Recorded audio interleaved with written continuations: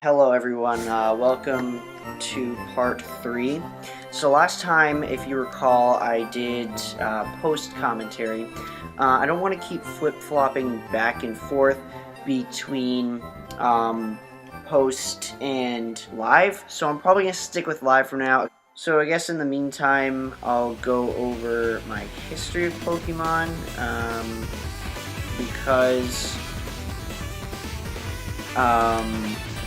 I don't know, I think it might be kind of interesting to do, especially something to talk about while this is being sped up. So my first exposure to Pokemon was that my sister, she watched the show when she was younger. She's older than me. And so we had a VHS tape of the original. And I wanted to know more about it. So I basically would go and watch it whenever I could, and so I watched the original Pokemon anime where Misty and Brock were following him around and stuff like that.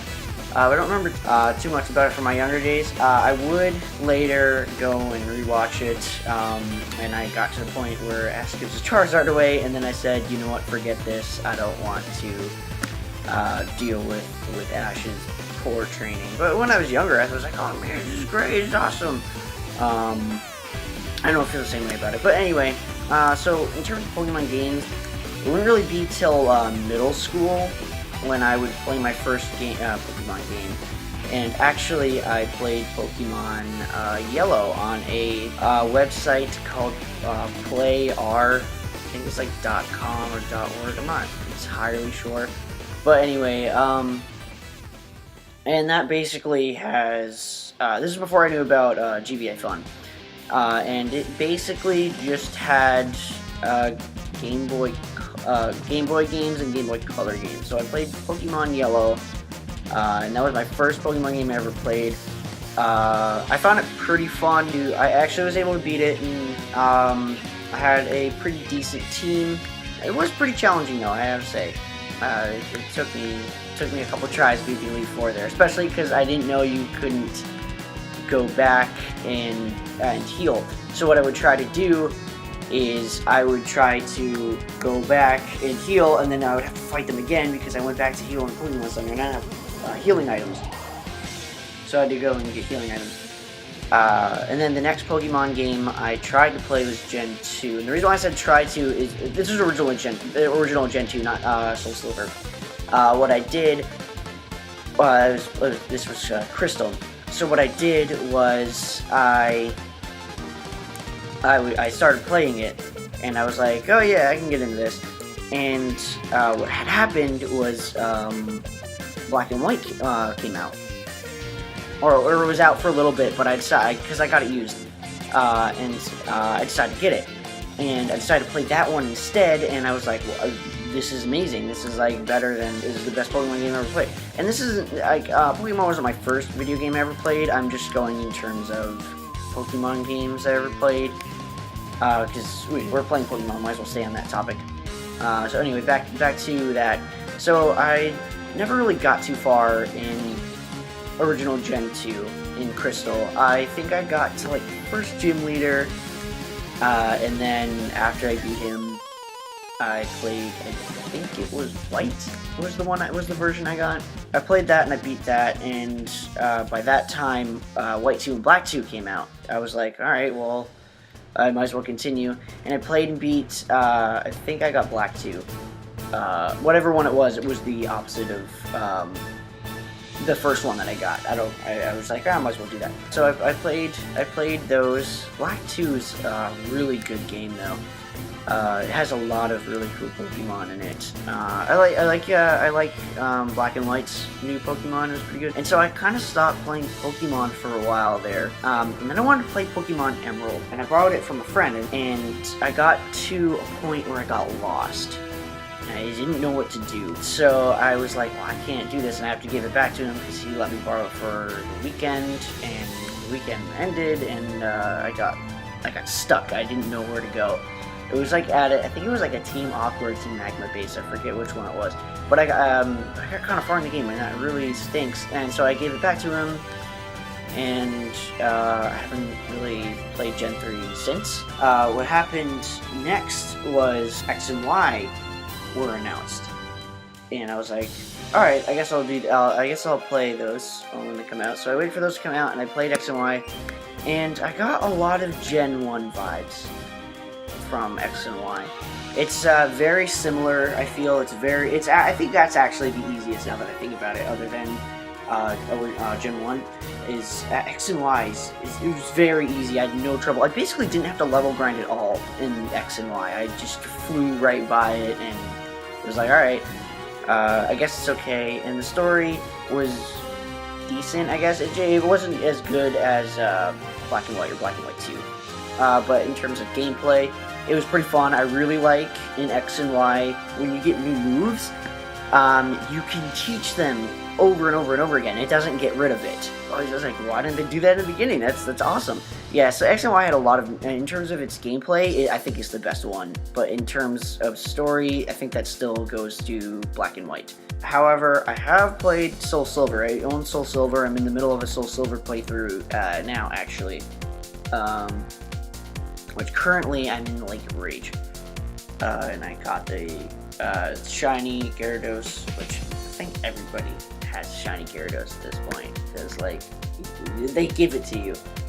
So I guess I could mention shinies. So what shinies are, they're basically recolored Pokemon. That's basically it. They're not amazing, and it's very hard to find them in the wild unless they give it to you, obviously, like the shiny Gyarados. So I guess I could talk about how many shinies I've gotten. I've only gotten 2 other than a shiny Gyarados, and those 2 are a shiny Abra, which I was amazed that I found. I was like, whoa, it's a shiny. I just couldn't believe it, and I was so lucky I caught it. And then the next Pokemon I caught was a shiny Elekid, so that was pretty cool.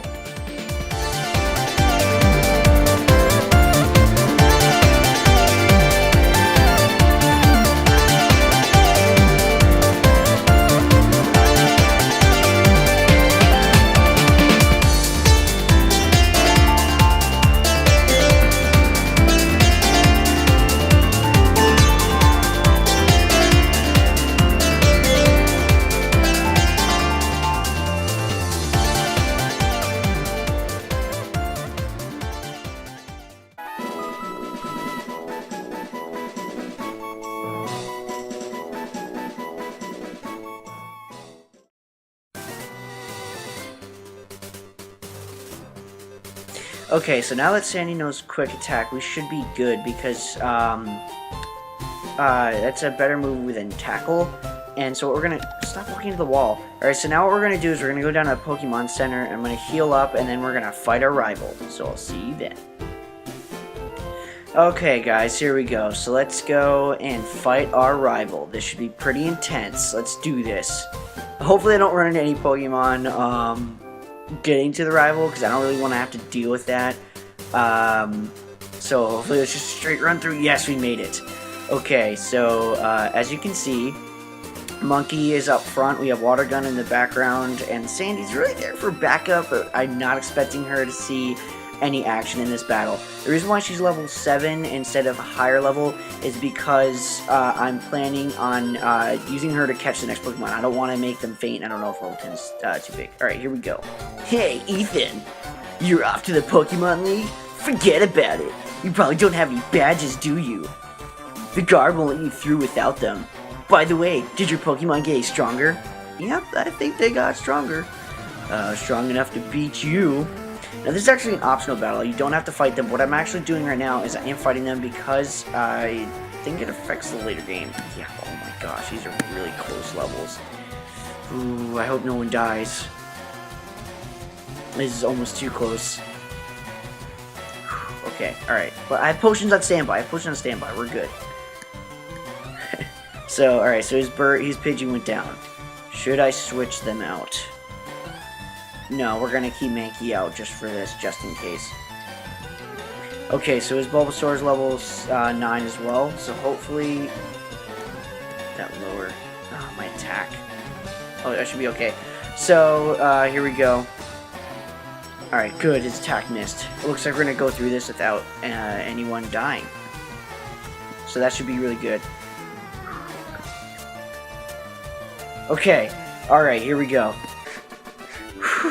Alright, we made him faint, Alright, and Mankey reached level 11, so that's pretty good. And he learned Karate Chop, nice.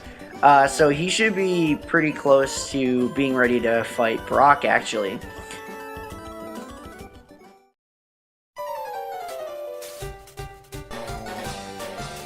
You should quit dawdling and get a move on. Yeah, well, you should go put your Pokemon in the graveyard because I just killed them.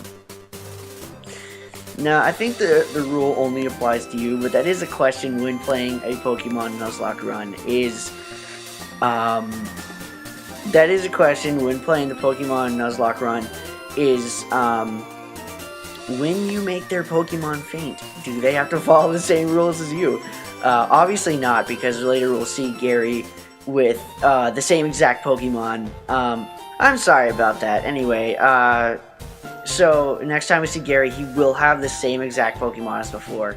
So I don't think he follows by the same rules. So anyway, we're going to go into this Pokemon Center real quick, and then we're going to end the part after my Pokemon are done healing.